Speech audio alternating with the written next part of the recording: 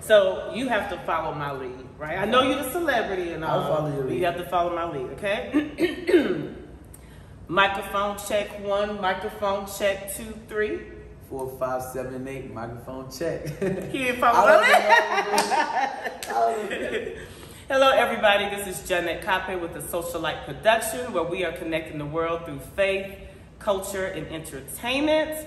I am so excited about today's interview. Y'all see that fine man sitting here? Who are you? Introduce yourself to the people. You already know it's your boy King Dee, your favorite. You know what I mean? I'm from LIB. You already know. Ain't get more. Check out talk. I'm glad to be here. Yes. Thanks for having me. Yes, I'm glad to have you here. Today's conversation that we're going to have. We're inviting you guys into our private space. I've been wanting to interview King Dee for a while, more so because I know that there is so much more than what we see. And I think sometimes we don't take the time to sit and really get to know people. We just assume for what we see, or just appreciate their art, the music, but sit down and have a conversation. So I'm going to pause here and just let him talk a little bit about who he is, what you do, where you're from, all that good stuff.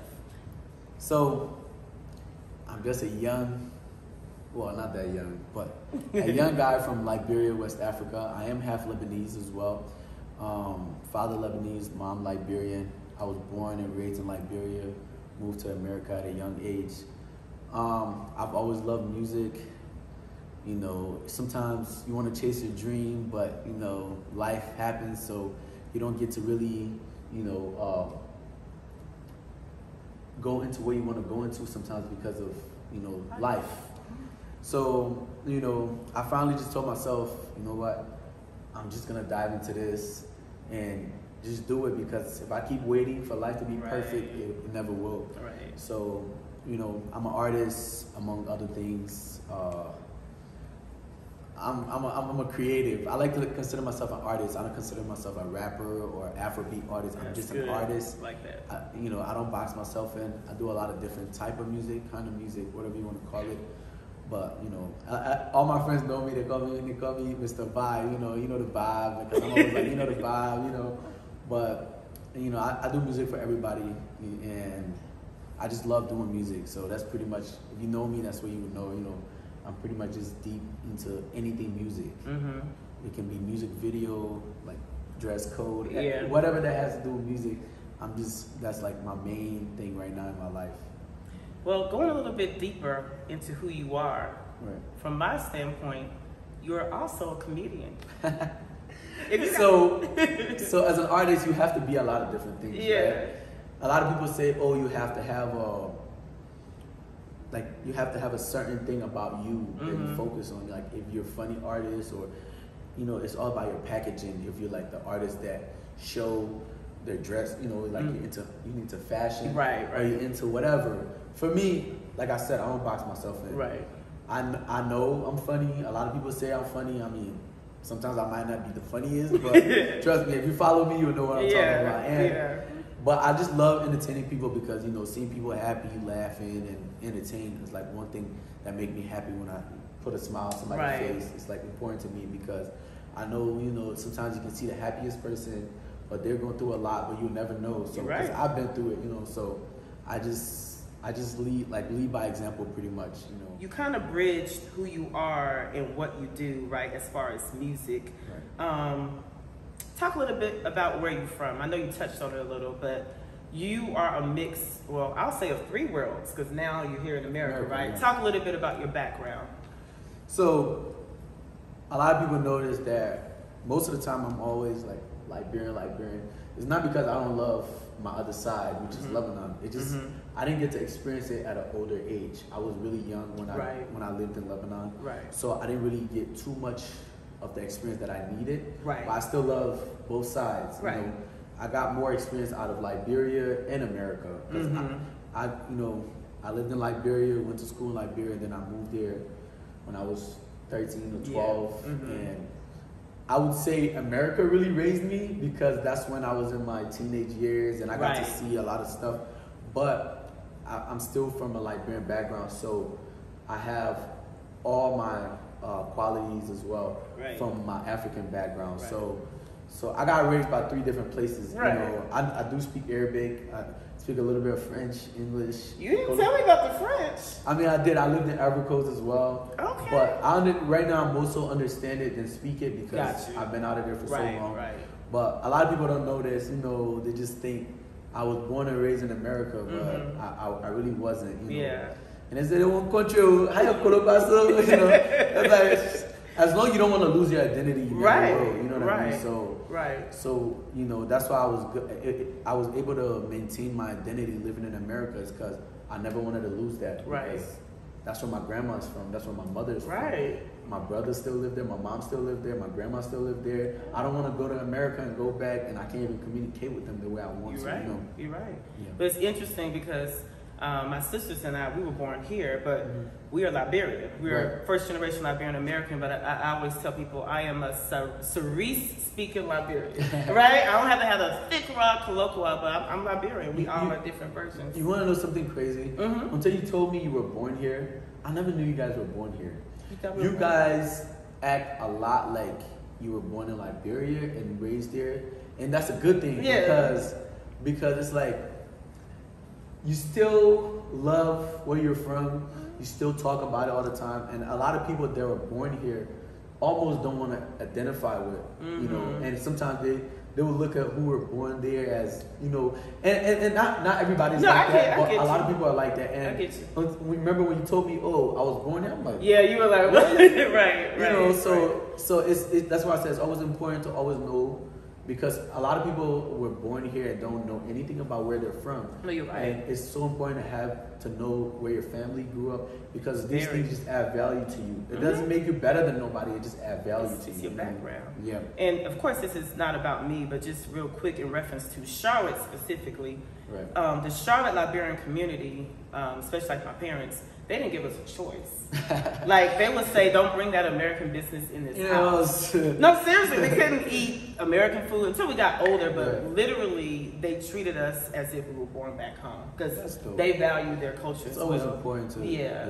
And I'm so glad they did. And I'm struggling with that, you know. With your kids. Yeah. You better make them eat rice. It's very hard. My kids don't eat. I have 2 boys. They don't eat spice at all. And every time it's my turn to have them. I have to not put pepper in the food and all this stuff, and it's like it's hard, you know. They go to their mom, like they eat pizza, come over. So it's like it's very hard. So I understand, but I'm still trying because eventually when they get older, I'm sure they're gonna adjust. Absolutely. But no, I love how you spend a lot of time back home. Yeah. In addition to here, but like you go back and forth a lot. Talk about that. So a lot of people don't know this. When I did come to America, it took at least 10 years before I was able to go back to go see my mom, to go visit. So I couldn't go back and forth because you know how you come here and life and school and all this stuff, sometimes paperwork and all this stuff. So I couldn't go back for a long time. So when I was able to go back home, I didn't get lazy. You know, I missed it so much that, you know, I can do so much here, business and this and this, build. You know, I started building my apartments. I started sending cars and stuff like that, trying to do business. Yeah. And, you know, I just fell in love with the place I was already in love with all over again. Because it was like, you feel so restricted in America with certain things. America is an amazing place, but certain things you really feel like you don't have the freedom to do. And sometimes you're like, you know what? I'm sure if I'm in my country, you know what I mean? I was back home, I wouldn't have this problem or this and that. So it always feels good to be home, the authentic food, being around, you know, family and friends that you kind of like miss for so long. So I kind of like try to like balance going back home with not just going back home to have fun, going back home to like do business or work on music or whatever the case is. So yeah, I used to go back 2 to 3 times a year, but I kind of like want to minimize that for a second because I want to start back focusing on just balancing everything in my life because it do get expensive, it do get distracting, and you know you don't want to get caught up just going back. And sometimes you know you'll go back and you will get stuff done, but then you would get stuck in that like fun and Right, lifestyle, and you would right. forget what so. Right. So yeah, I do go back a lot, but instead of 3 times a year, I want Probably to cut it down to 1. Oh, I got you. So you gonna go be a December? You gonna go in December? I don't mind being called a December, because you want to go 2-3 times a year to go, and then you'd be like, oh, I'm not a December. I come here every right, and they would still call you a December. Still call you. I don't care. Once a year and I'm good. Yeah. As we were talking, I thought about something because you say you like to make people feel good, right? Yeah. It makes you feel good to be able to, I guess, serve people, if you will. I recall, I think maybe it was the last trip you went on. I don't know where you were, but it was a little baby, and the way you were talking to the baby, like, I was like, oh my God, I felt like, like the way your dad would speak to you when you were a child. Can you talk about that? Like, what were you doing, or where were you at? I was so my dad left us a big plot of land in Tudutai. It's called I'm not sure what county that is, but it's like really far from the city. Okay. So it's like a farmland. Okay. So when we were younger, he used to take us there to show us like, hey, this is your land. Whatever y'all want to do, this is for. My dad had a lot of kids. My dad had 20 kids. Yes. That's great. It's a blessing. 20 kids. Yeah. So wow. I have siblings, not from the same mom, but and so he just decided to buy that land for all of us. That's nice. Yeah.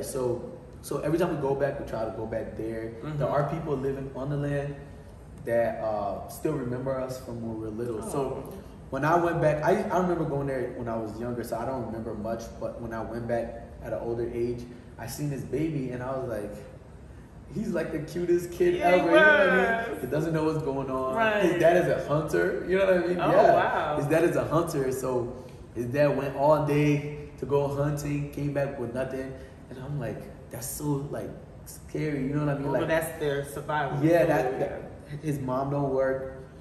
If his dad don't see any type of meat or whatever to kill, they're not gonna have anything to Wow. eat. So it was just like, I want to adopt this kid. I do a lot of stuff behind the scenes, but that particular moment, I'm glad my brother recorded that, because I was like, he's the cutest. He's just there so innocent, and I adopted him. I mean, the paperwork is not finalized, but I am gonna try to take care of him. I love it. For as much as I can, you know what I mean? I love it. Yeah. But the way you were talking to, I just felt so connected to him. I felt like almost like I knew him. Right. And I was like, you're gonna be my son now. Yeah.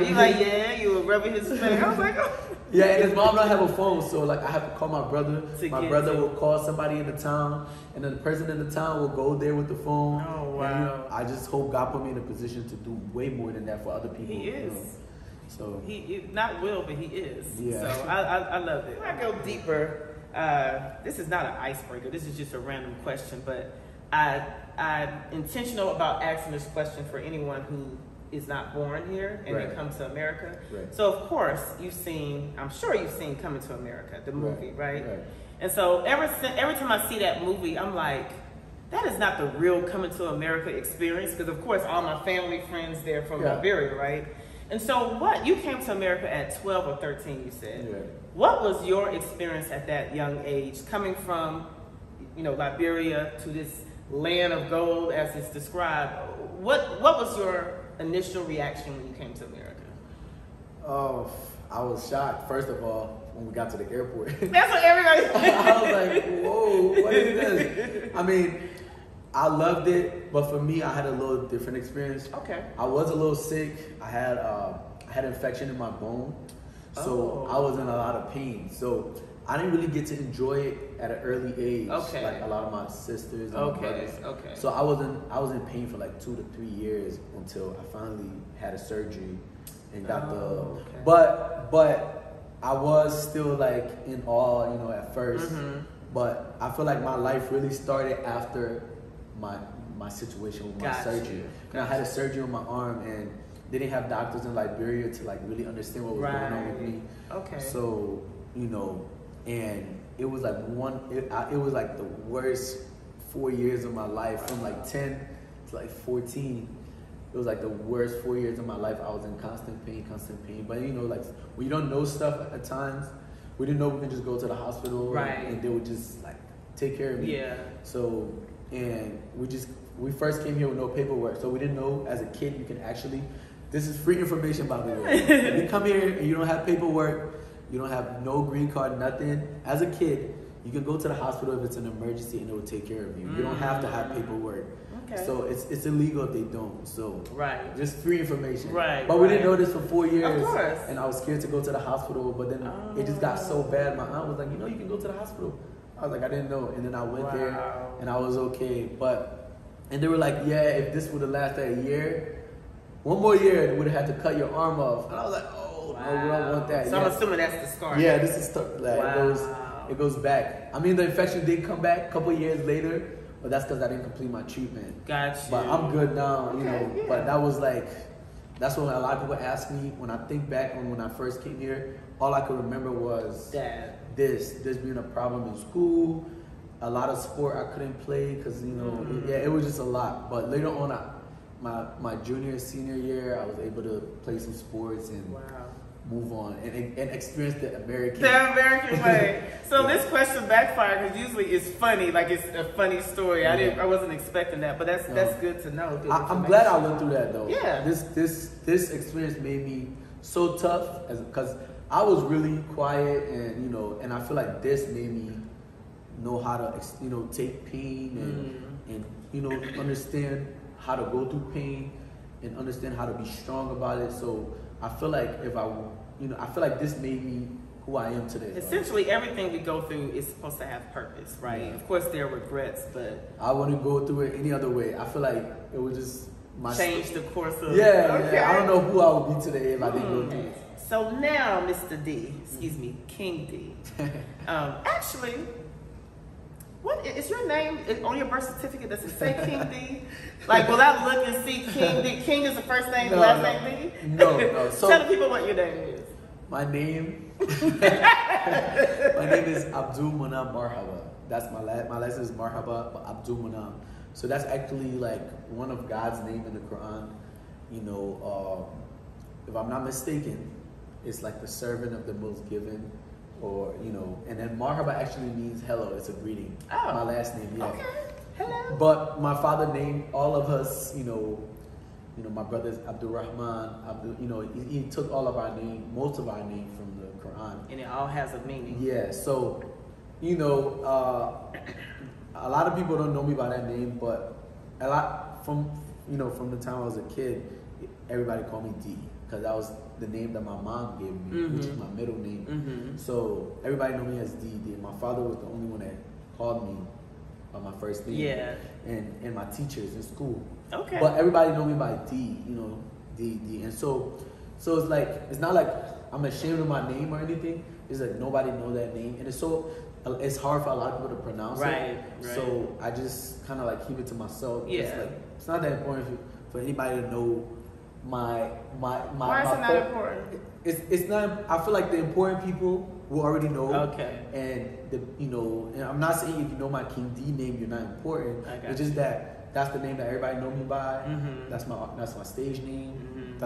That's not only even before music, everybody knew me by King Dee. So King Dee has always been your nickname. No, it was D. Okay. And then later on, King Dee before I even started doing music, and then it just kind of like went into the music, So let's go a little bit deeper. Where did the king come from? Man, I just feel like a king. Okay. Because the way I live my life, like I went through a lot at a young age. So when I was able to like take care of myself and do the things I wanted to do, I was nobody could stop me. I would take trips, go places where like damn, what made him go here? Right. You know what I mean? Right. And I just treated myself as a king with anybody in my life. I love it. So I just felt like I feel like a king, and I treat myself like a king. And that's what you are. So I am a king. You know what I mean? So. And you have to know it and believe it before anybody else. Right. We're going to go into some storytelling, but as it relates to your music, right? Yeah. And what I love about your music is the colloquy and the sayings and stuff that you have in there. And so for the audience, for the people who aren't Liberian and aren't of the culture, if they're listening to your music, I want them to have a little bit of context of what it means, right? So I picked a few songs, 4 songs, but of course if you want to add some in there, you can. Okay, so we're going to start with Chamo Slow Down. Yeah. I love that song. Yeah. But what does chamo mean? So chamo is like a girl. You know, like Jew chamo is almost like a girl, like pretty much. So what does Jew mean? Jew is also girl. Like I'm a Jew, that's my girl. But isn't it like an interest, a love interest kind of? Like almost like my baby. Yeah. I don't know what other word I can use. Gotcha. You know, but it's pretty much like that's my baby. That's my girl. You know, that's my shorty. Gotcha. I'm a Jew that. So pretty much more of a shorty than I'm a Jew that. So I'm a chamo that. Gotcha. So chamo slow down is like slow down, baby girl. Like slow down. You moving too fast. Chamo slow down. You moving too fast. Yes. So Rachamila is pretty much like a girl that like love Russian. Like, got you. Like she don't like slow down. Like wants to be into things. So like even it could be like a girl that's so young that she don't even want to wait to grow up. She just want to get into things. Got you. So it's like moving like Rachamila. Yeah. Too much shaking. I feel it bouncing and looking like Rachamila. So it's like it's just like the wordplay there kind of suits more of like if you're speaking colloquial, but you know if you explain it in like an American term, it might not make as much sense. Right. But it's like pretty much just slow down. You're moving too fast. Right. You acting like Rachamila, like those girls that move too fast. Right. That was like my first hit. You know what I mean? Shout out Lavigne, shout out Bucky, shout out Nucci. Yes. Everybody did their thing on that song. They did. As a matter of fact, the song was a hit before it even came out. Like it got leaked. And I was just standing in Liberia. Everybody was like, cars would just drive by and playing I heard my song, and I'm like, I Yeah, didn't even drop yeah. this song yet. Like, what's going on? And then I call Lavigne, which is the kid singing Chamo Slow Down. I'm like, what's going on? He's like, I'm not gonna lie to you. I gave it to one person, and they leaked it, and I think it's a good, you know, why not? I'm like, you know what? Shit. If the street love it, everybody love it, why not? And then it blew up on TikTok. Yeah. And everybody loved the song, you know, so and everything happens the way it's supposed to happen at the end of the day. So Right. that song has a lot of history behind it. Like a lot of people don't know that song took a year to make. Like it is like we didn't take a year to make the song. Gotcha. But we had the song for over a year. Right. I was never supposed to be on that song because originally I wanted to be focused mostly on R&B, Afrobeat side. I didn't want to be into like drill. Right. So I didn't want to like even be on that song. That song was really created to like create that bridge between the Liberians in Liberia and the Liberians in the United States. Yeah, I was like, hey, there's some dope artists in the United States. There's some dope artists in Liberia. But then when I go back home, the ones in Liberia don't really know about the ones in the United States. Some of the ones in the United States don't know about the ones in Liberia. So I'll ask somebody in the United States, I'm like, hey, you don't know Fazari? You know, this was back then. Right. I'm sure they know him now. They're like, nah, I never heard of Fazari. Like, what? This guy is like selling our shows in Liberia. Right. And then I'll go back to Liberia. I'm like, hey, you don't know LIB Foreign? Never heard of him. I'm like, this guy is like, you know, selling our shows in the United States. Right. So I'm like, I'm going to come up with a song that I can connect both, you know what I mean?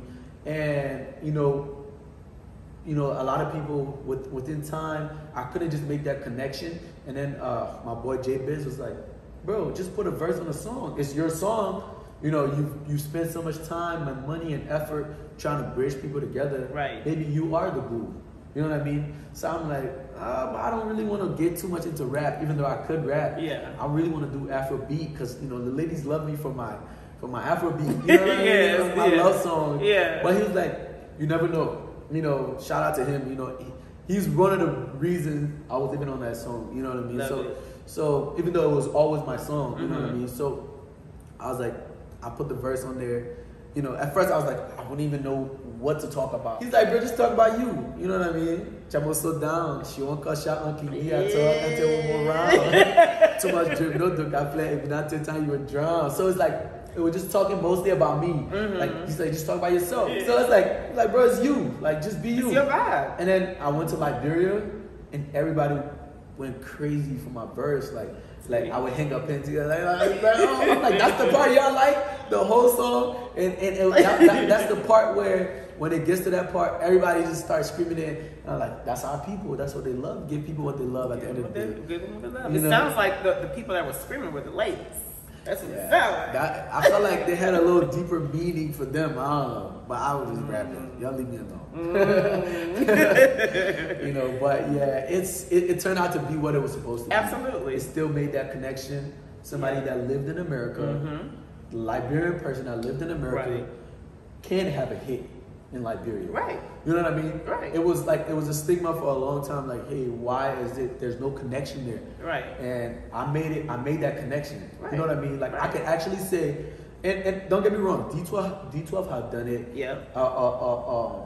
You know, I could say D12 and probably like a few other T Marcus. Yes. T Marcus. Oh, definitely. You know, so but my point was, I could do it with rap. A rapper that's going back and forth and really making that connection, you know, trying to, and that was like always my goal to make that connection. Like we all got to make it, because our population is so small. We have to make sure we're all together, no matter if we're in Liberia, Australia, Europe. Australia's another. You know what? Actually, let's put a pin in it, because we're gonna get more deeper into that. So for the next song, my personal favorites. And you got Moth. Check out the song. Yeah. What's the name of the song? Give Me Sunny. All right. It actually means give me something, but the way we say it in Liberia is give me sunny. Give me sunny. So shout out Yobi, a talented artist. He's the artist that's featured on the song with me. This song is like, I can't even talk about this song if I don't talk about Yobi. Yeah. Because the energy and the vibe, like everything, like this boy is super talented. And when I went to Africa to do music, I really didn't focus on like the people already know. I focused on, I'm like, do people know about some of these kids that are like super talented? Right. Some of them may be more talented than the mainstream artists. No disrespect to them, but it's a fact. Like, so I'm like, I'm gonna focus my energy and my resources on doing music with them, because I want people to know about them. Right. You know what I mean? It's not even, it has nothing to do with about charity. It's just like, if somebody in my position, you know, of life, and I was in their position, I would want them to do the same, because all they need is just to get known. You know what I mean? And same thing with Lavine, Yobi, and I'm not saying nobody knew them at all in Liberia. Right. They were known in Liberia, but I just need people to know about them everywhere. Right. If anybody see me, I want them to see them as well, because you know, they're so talented. Eldriz, Lavine, Yobi, and Wicked Hendrick. There's so many kids in Liberia that people need to hear their name as well. He's Liberian. He's this dope. I'm gonna talk about him. Back to the song, Give Me Sunny. It was like, the vibe is just, it's literally Liberian. It is. And you were saying you better by me. I love it. You can swag and sleep by me. Hey. Say how you don't go out by me. You get bought and spot by me. So it's like, it's pretty much just talking mostly about, you think you're better than me and everything. Like, I don't want to talk, you know. Yeah. When it comes to the real Sunny, I mean, that be that bluffing. Like, at the end of the day, it's pretty much like, numbers will speak, or I'll let people talk for me. Right. I'm gonna just be there chilling, bluffing, you know, and the song, from the beat to the vibe to the words, everything, like it blew up. It blew up on TikTok way past what I thought it was gonna. It exceeded my expectations, and it's like music. You never know when it's gonna blow up. That's true. I actually dropped Give Me Sunny last year, right after Chamo Slow Down, but Chamo Slow Down was so hot, it didn't even give Me Sunny the chance to, so once Chamo Slow Down was like slowing down a little bit, Give Me Sunny just took off and passed, and it has over 100,000 people that did, you know, TikToks to it on dance. Now, did you do a dance to that? Yeah, I did. They're my friends, Shagara and Tum Tum. They're professional dancers from Nigeria. They just actually danced for Davido. Yeah, he came to Africa Live last year. And I'm like, you know, I can be surrounded by all these greatness, actually, because I'm surrounded by talent, you know what I mean, and not let it rub off on me. I didn't know anything about dancing. I learned from these guys, you know what I mean? Like, and so I was like, yo, help me do a dance. At first he was like, have a budget. You know what I mean? He was like, listen, you don't gotta pay me. I love this song. Like, I don't understand half of it. I'm from Nigeria, I don't understand half of it, but I'm gonna do a dance to the song. And then he did the dance, tried to teach me the dance, and I was like, I was all over the place. Technical. I was all over the place. He was like, So it took me time. I kept practicing on my own, practicing on my own. And then one day I was like, bro, let's do this. And then I knew the dance. He was like, you finally got it. You know what I mean? And then, you know, a few people hop on the dance.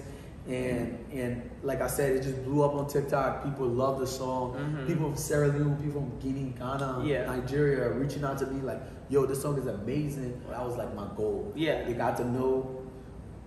They got to, like, for other ethnicity to tap into our culture is so important to me. And also to know these artists that I talked about. Right. The Yobi, the Lavi, the Eldridge, everybody. Like, so I accomplished what I really wanted to accomplish. You know what I mean? For the team. Exactly. It's not only about doing a song with a big artist. Yeah. It's about making a small artist big as well. Making all of us big together. Right. You know what I mean? Right. So, I think it was Kevin Hart said something about, like, what fun is it to be rich and all your friends ain't got, you know, how are y'all? We're still broke. Well, we're not broke, but we're broke. If that, you know, we're broke as compared to where we want to be. You know what I mean? So, I get it. So, but you're I get rich what you're saying. We're as rich. it relates to the depths of what you have. Yeah, thank you. I don't want nobody, my family member watching this interview. You guys send me tagging. You guys say, oh, D Show, I'm begging y'all. The next one up is Ghana Ghana. Talk about. So once again, the vibe. We'll go back to the vibe. Ghana Ghana is all about vibe. Ghana Ghana is like a herbal drink that actually all Africans drink. It's not just Liberians, but they call it different things. In Liberia, we call it Ghana Ghana. It's like the roots that goes in the liquor. So it's like, I want to drink my liquor. I want to drink my Ghana Ghana. Yeah. If you're not seeing me the Twister, then you will see me the Calabash. So Twister and Calabash are like some of the famous clubs in Liberia at the time of, you know, they're still famous now, but it's like, I was in Liberia, you know, just vibing, you know what I mean? So it's like, I just want to have fun. Right. I just want to, you know, it's like, oh my God, I want full up there. Full up place, it's like, I want to be all over the place. So it's like, I go to Liberia, I'm drinking. If I'm not a Twister, you're going to find me at Calabash. I'm somewhere just full on place, living my life. I don't care. But if you listen to the song, you'll get like the vibe of the song of more like I'm just living my life, enjoying myself. Right. You know, I don't care about nobody. Like, I'm just doing my thing. You Right. can do whatever you want to do. If I fall in place, it's bothering you, you can worry about that on your own. I'm still living my life. Right. I'm checking my Ghana. You Right. know?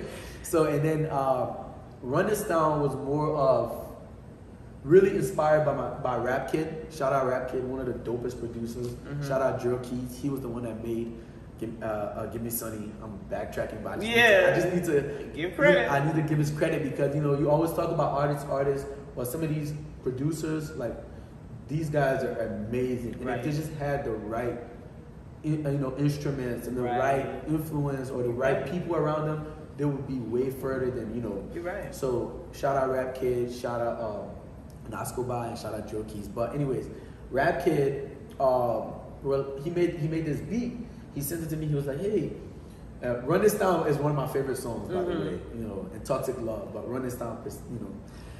He's like, "Yo, I need you to, you know, play this beat for one of your artists." If I hear a beat, I instantly have a story or I have an idea in my mind. Right. And if I don't really like that beat, I would just not be able to do anything on it. You know what I mean? I was like, you know, I'm not catching the vibe. Yeah, I may be able to write on it, but it's like, I'm not really catching the vibe. Right. It's easier for me to write on a beat that I'm really feeling. Right. So I was really feeling that beat, but I got that beat way before I was really into music. So one day when I did get into music and I listened to the beat, well, in the studio, and Rap Kid was like, talk about how y'all come here, people are envying y'all, but y'all really just out here having fun and living your best life. You're not bothering nobody, but people really, like, some people envy y'all, some people love where you guys are playing. I was like, he's like, you running the time, my man. So I was like, okay. That's why I was like, baby, cool down. You not know like we run this town, but not in an arrogant way, but more in like a fun way. Right. But it's like, if people don't like you, they will take it as arrogance. Right. But if you listen to the song, it's more of a vibe than as compared to talking. Right. You know, there's one song we're not gonna get into, but it's Toxic Love, and a lot of these girls out here and toxic behavior.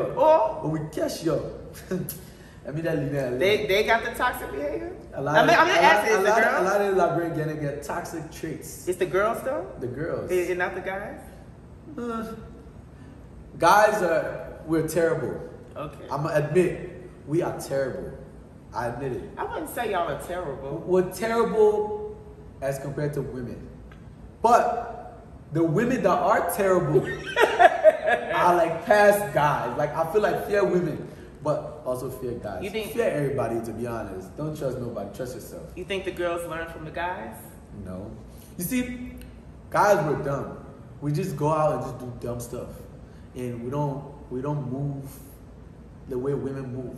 When women ready to do that wickedness, you would never find out. You would just be there thinking, oh, like that, you know. And she come back from Miami, she web up up, web her head. You saying on that, oh, my baby went on girl strip. Sit on that, girl strip it.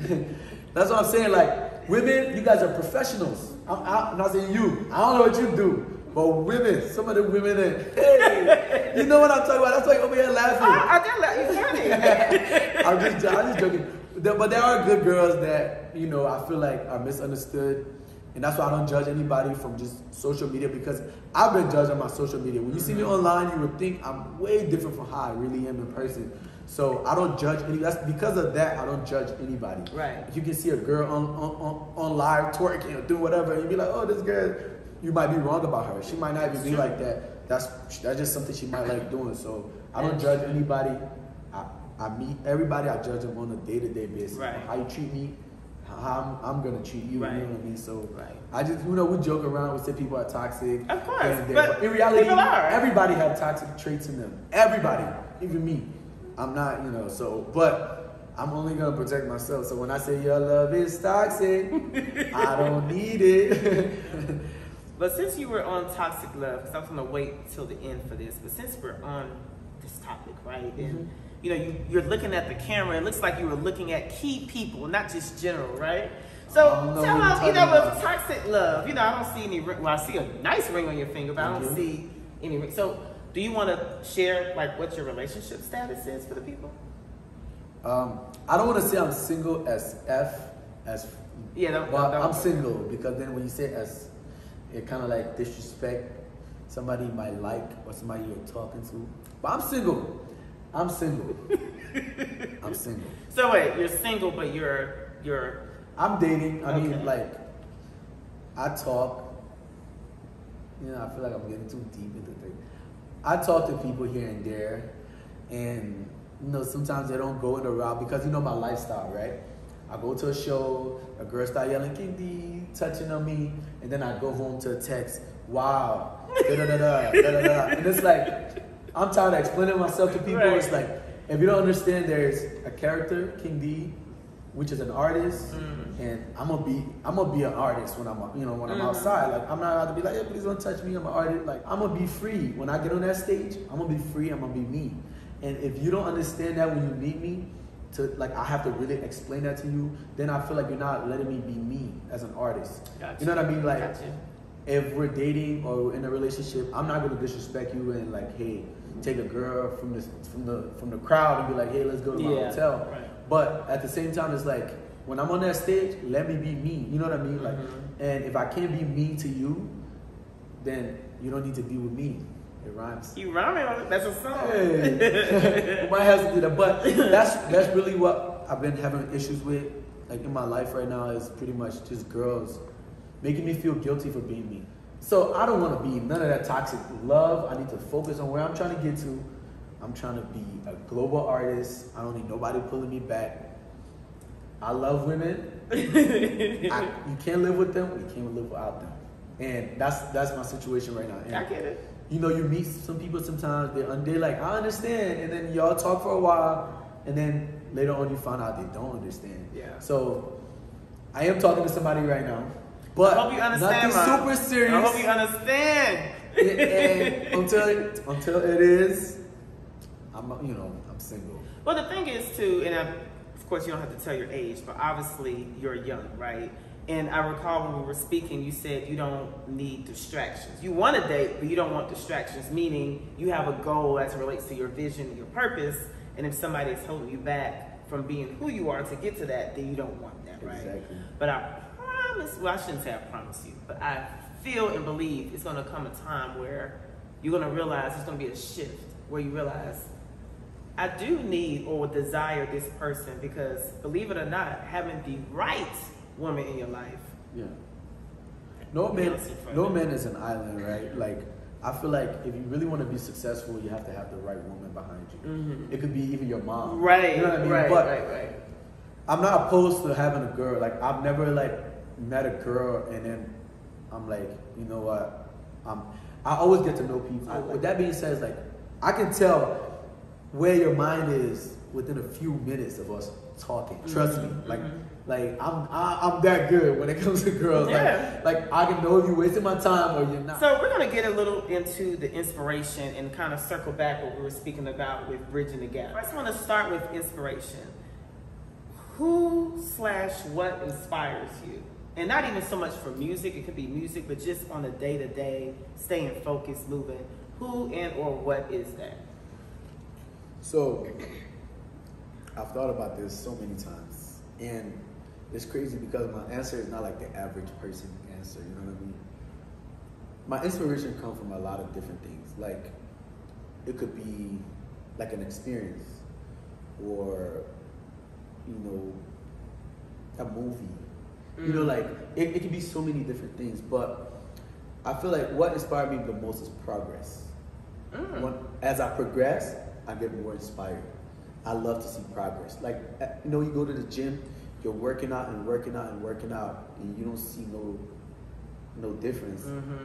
You feel like, I don't want to do this anymore. Yeah. But you go do 5 push-ups and you're like, oh, this is working. That's what really inspired me. So that's one of the things that inspired me, you know, and just seeing like our industry growing, like Liberian music industry growing, that's so inspiring to me. Just seeing people pushing and pushing and pushing. There are people that are pushing, you know what I mean? Like, a lot of people don't know about them now, but eventually their work is gonna, you know, is gonna reflect. Like, oh, this guy's been doing this. You just found out about him, you know what I mean? And I just want to shine a light on a lot of the, because I spoke a lot about the smaller artists. I didn't give some of the bigger artists their flowers. One person that inspired me personally, MC Caro. Yes. J Slug. You see, MC Caro, a lot of people don't really, like, I got to know her on a personal level, and I have a lot of respect for her work ethic and a lot. So I respect her a lot. And I'm not just saying this because a lot of people like her. Right. You know, I got to like her for my own reasons, you know, and I respect her a lot. You know, and Jazino is doing his thing. You know, I love how he push.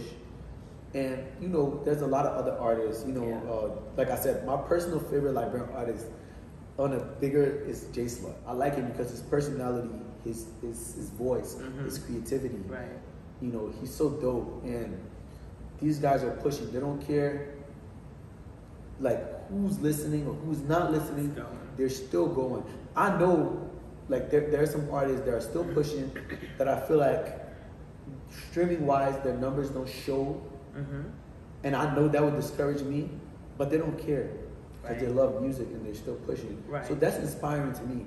As long a few people can tell me my music make them happy, that's inspiration enough for me. You know what I mean? So look, I see you as a Liberian influential. I don't like to say influencer because that is, it's like the word influencer has gotten so wrapped up in popularity and likes and this, and nothing against anyone who refers to themselves as influencer, but I like to just say Liberian influential.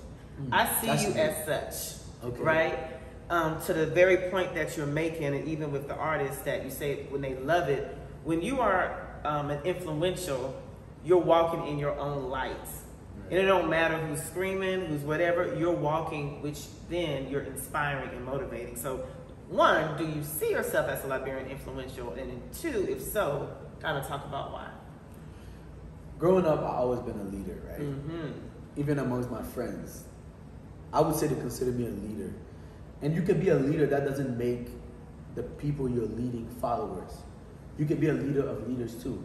So if you're a leader within your friends, that doesn't make them, oh, they're beneath you or anything. They can be leaders themselves. But, you know, so I've always been the one to say, hey, let's go to Jamaica. Let's do this. Let's plan this. Let's do this. So with that being said, it's like, I'm somebody that believes that be the change that you want to see.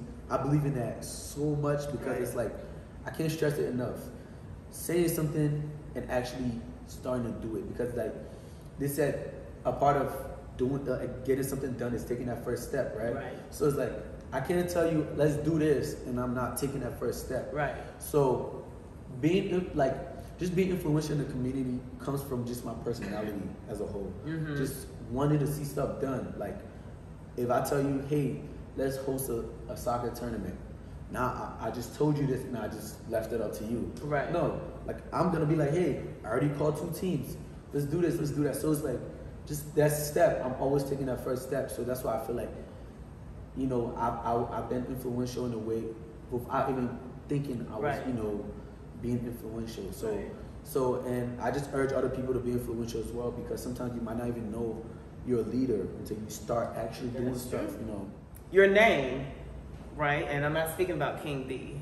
Your name, there's power there, right? When you talk about your name, I think it means a servant of God. Okay, so I was trying to look at my notes, but you confirmed it. So if you're a servant and you're influential and you have power, how are you going to use that specifically as it relates to Liberians, specifically as it relates to this industry? What role do you see yourself playing? Now I'm speaking about vision, because you're a visionary, right? Visionaries have purpose. And you don't have to paint the whole picture, but we were going deep into that. What role do you see yourself playing as being an example? Because everybody talks about what needs to happen for Liberia, Liberians, music, this and that. But who's actually doing it and doing it different?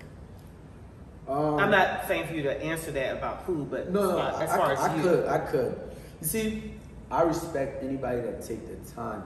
See, money and time is 2 different things, right? Obviously, if you pour money into the Liberian industry, you're going to see a big outcome, right? But also, time.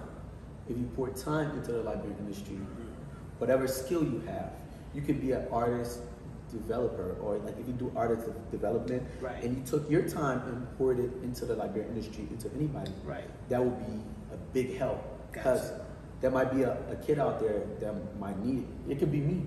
So what I'm trying to say is, I used to think, oh, I need money to pour it into these kids. I need money to pour it into this artist.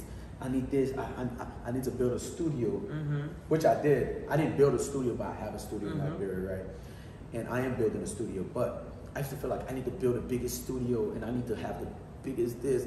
I need to do this and do that. And I realized I don't need to do all that. The little that I could do is going to be helpful for anybody. And I urge other people to do the same. Like, you don't have to go build a studio. You don't have to send a kid $5,000 to do this. I promise you, if you knew an artist in Liberia that you think you like and you think is dope, and you think the only thing that's holding him back is money, if you send him clothes or you send him some money, $50, $100, I'm sure if he's really focused, he can use that money towards his career. You know, so it's like the little that you do. You don't have to do like anything big. Like you can do the little. You can send him a computer. You can send him a microphone. You know, a camera, a ring light. All these things could help. Like you don't have to like do the biggest thing to feel like you help. So like I know, I see. I don't know Tamba Ali personally, but I see what he does. Like he works with Lavine, he works with Eldridge. I know I keep saying these names, but these are people that I'm around, and I see what they're doing. There are a lot of other kids. You know, there's a kid called Flash. He's a dope artist. Like, I wish I could work with everybody, but I can't. These are just the people I'm around. And Tamba Ali goes back, shoot videos, pay for these kids to record songs, and he does what he can. And people are like, oh, he can do this and he can do that. Why is he not doing this and that? And it's like, the little that he's doing, I feel like it's enough. You have to start somewhere. When you see it as it progresses, then maybe you can go higher. So, like I said, I don't know him personally. I don't know what he's doing, but I see the little that he does.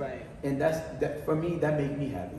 And then there are other people that, I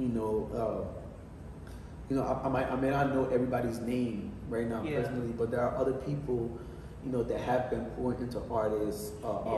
There's another guy called Liability. He has an artist. He's been into the music industry, and I've heard a lot of good things about him. He's always like promoting artists and stuff like that. So everybody, I just urge everybody that are like, you don't have to be librarian, you can be anybody that want to pour into something good. You don't have to, it don't have to be thousands of dollars. Just even like the little resources, even if you feel like you can help educate. You know, when you go back to Africa, you can do a class of, like I said, artist development, or if you play an instrument, you can go and do a class of playing an instrument, teach. Just anything positive that can help.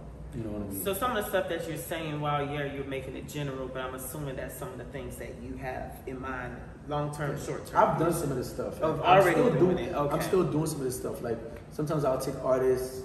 I used to take artists like and just have them meet with producers. They'd be like, thank you so much. I've always wanted to meet this producer. Connect. And I'm like, I didn't even know I did that. You know what I mean? Oh, thank you so much. I've always wanted to meet this artist. Right. And it's like, as simple as that. And all I had to do was buy a generator, put gas in it, pay this producer to come here, pay this producer, you know, buy this producer a laptop, buy this, you know, I'm not gonna name who I did what for, but you know, the little, some of them will be like, oh bro, I wanna do this, but my computer is down. Oh, I wanna do this, but my microphone is messed up. And all these little things, I'm like, I have access to, I can do it. Yeah. And you know, to keep him going. Right. That's the little that I could do. Right. If I had more, I'd probably do more. Absolutely. You know? And I would, like I said, I urge other people to do it because the little influence you might have on somebody, you know, even if you don't feel comfortable sending the money, if they said they need a microphone or a camera, buy the camera and send it.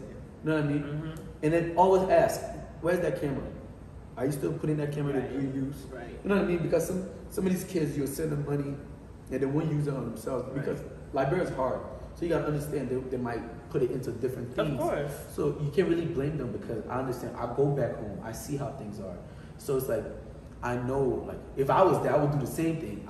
You send me money to buy a $2,000 camera and I don't have an apartment, I'm gonna go get an apartment. Survival. And then you're gonna think you got played, but you really didn't because it's like survival of the fittest. Right. So just pour whatever you can into these artists. The little that you can do, you know, the little that you can do can go a long way. Pour it in a way that you gotta make that person understand that I'm pouring into you because I believe in you, and I'm doing this for your future. Trust you, and from 20 we can get to 100. From 100 we can get to 1,000. But I need to see progress. So that's really what it is. Like I really started doing music because of that, and then later on, that's the vehicle. Yeah. So later on, I started doing my own thing, but I'm not gonna stop doing what I was doing before because Absolutely. It's important. You know, I feel like I was put in a position for a reason, so I'm gonna just keep. You know, everybody was put in certain positions in their life to do something good. You know what I mean? He's talking about vision, purpose, and influence, and you're using your platform to influence. When you speak about, when I speak about power, vision, purpose, influential, I talked about your voice. Yeah. You remember? And when I talked about your voice, it was a compliment, even though it used to be something that you felt like you needed to work on because of the rasp or, you know, the way it sounds. But to me, that makes it special and set apart and unique and powerful. But I was using it as an analogy as it relates to your voice. In this season, where you are, where you positioned, I'm going to ask, have you found your voice? Whether it's for music, speaking, have you found that voice and know how to use it for purpose? You know what's crazy? I don't think people ever realize the full potential of their voice. And I don't speak of that physically, you know, because a wise man, I call him the old man. I'm older than him, but he acts like he's older than me. My boy Eldridge, he's like, physically you gotta train your voice, right? Because your vocal cords is like a muscle. So the more you practice how to sing and all this thing, you can train your voice. But in a sense that you also have to practice what you really want to preach out there. You know what I mean? So I feel like I found my voice, but I feel like people are not going to realize what I'm really trying to say until I'm really further in my career. Okay. You know, because this has been the case. You know, people, man, I see what you were saying. I see what you're saying. When I have already moved on from their situation, like I'm trying to pour this into you because I believe in you. I flew 1,000 miles away, and I'm telling you these things that I believe in you. I think you can do this and this and this, and then they don't believe what I'm saying until later on. Oh, I realized what you're saying. I'm sorry I didn't listen to you. But it's like, and it's always the case, even relationships. I wish I listened to you. I wish. Mm-hmm. And it's always been the case for me. It's not like I have the answers for everything, but it's like I just wish one person could just listen to me now. Then later on, you know what I mean? But I'm listening to myself because I believe in my voice. Right. What I'm really trying to preach. Right. So practice where you preach. I'm a living example of practice where you preach. I said, I'm not going to talk much no more. I'm just going to do what I do. Mm-hmm. And people can listen to what I'm doing. Right. If that makes sense. No, it makes sense. So you've been asking me questions all night. Mm-hmm. Now I want to ask you a question, right? Okay. So what's your favorite thing about me as an artist, about King Dee? Not as a person, as an artist. As an artist. As an artist, from the time I've been watching you over the past, I guess you could say full year, maybe a couple of years, what I love about you is your confidence in your craft. Your confidence in just being who you are. So one minute you're silly, one minute you're serious, but the confidence in your heritage, your culture, right? Because a lot of artists, well, I'm not gonna say a lot of artists, it's not even about a lot of artists. Some people want to, say, do Afrobeat versus the traditional Liberian music, right? Yeah. You do a mix, but you are true to your culture. And I think that's one of the main things that I love about you. And I like to laugh, I like to have fun, and that's the energy and vibe that comes from you, but I also see there's so much more than that, and that's one of the reasons why I wanted to sit down and have this interview. I appreciate that. Yeah. I want to take a second to appreciate what you guys are doing. I respect and love how professional you guys are. That's why I was here earlier than you guys. Don't be telling them that. I have to say it because, you see, a lot of times people don't see what's ahead. They only see what's here. Right. You know, and, you know, when I see you guys, I don't see like what you guys are doing right now. I see what this could become. So that's why I respect what it's gonna become, and I'm not worried about what's happening now. You know what I mean? Like, so that's why I was here early, because if I was at the Breakfast Club, I'll be there early. So that's why I was here early. There we go. And I respect what you guys are doing because you're taking your time and your resources to pour into my dreams. So with that being said, it's like, I have to respect that because we don't have a lot of this in our community. We don't. And you guys are taking your time. That's why I respect what you're doing, and I appreciate you guys. I want to give shout out to... Please, you got about 2 minutes. 2 minutes, all right. First and foremost, shout out to my sisters and my cousin Marcel. I love you guys. Shout out to all my fans. You guys are like... I want my fans to understand how important they are to me. I know a lot of artists say, oh, my fans are important. I mean this. Like, I have some fans that have been rocking with me from day one. Like, love it. I don't think I can even put a bad song out for them. And I really appreciate you guys. Even if it's 2 or 3 people commenting, I still appreciate you guys. I'm never gonna stop doing this because I know I can make, even if it's 1 person happy, I'm not gonna stop. I appreciate you guys. Shout out to everybody. Shout out to my brother, Nuruddin. You know, he's my biggest critic. I cannot do a song that he liked, but he always fall in love with it later. And thank you guys. Shout out to you guys for doing this. And shout out to LIB, y'all know the vibes, man. King Dee out of here. Yes, thank you so much. And before we officially close, this is a Socialite production. A reminder, the mission is connecting the world through faith, culture, and entertainment. What I also love about King Dee is he's bridging the gap. I'm bridging the gap. So many others are bridging the gaps in our own spaces. And so to follow me, the handle is A Socialite, L-I-G-H-T, production, no S on the end. That's Facebook, Instagram, YouTube. King Dee, how can the people follow you? My name is King Dee on all platforms, except Snapchat. You gotta ask me for that one. But King Dee is K-I-N-G, and then underscore 3 times, underscore, D-E-E, underscore. And I hope she put it somewhere in the video. It will be there. To make it easier for you. It will be TikTok, there. Facebook, Instagram, it's King Dee with the underscores or whatever. Yeah. Follow me. I really appreciate your support. If you like any of my music, subscribe, share. That's the only thing I'm asking. I don't need money from nobody. I just want you to share my music. If you like any of my songs, share with somebody else. And that's it. I appreciate you guys. You guys have a good day. All right. Well, thank you for your time. Thank you. We will be doing this again soon. I hope so. Bye, guys.